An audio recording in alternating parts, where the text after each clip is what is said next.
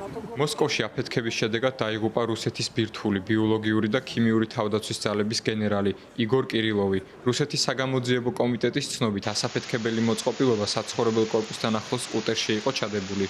გარდაცვლილი კირილოვი და მისი თანაშემწე სწორედ ამ კორპუსთან იპოვეს. ეს იყო სამხედრო ლიდერი, ერთგული თავისი მოვალეობისა და ფიცისა.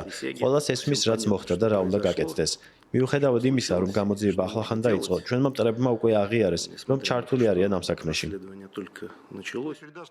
კირილოვის მკვლელობაზე პასუხისმგებლობა უკრაინამ აიღო. მანამდე უკრაინის უსაფრთხოების სამსახურმა კირილოვს უკრაინაში აკრძალული ქიმიური იარაღის გამოყენების გამო ბრალი წაუყენა. იგორ კირილოვი სანქცირებული იყო დიდი ბრიტანეთისა და კანადის მიერ. ეს რუსეთის მხრიდან აგრესიის აქტია, რომელიც ძალიან დიდი ხნის განმავლობაში გრძელდებოდა. ამ კრიტიკულ პერიოდში ჩვენ უკრაინის გვერდით უნდა ვიდგეთ. აფეთქებასთან დაკავშირებით გამოძიება უკვე დაწყებულია.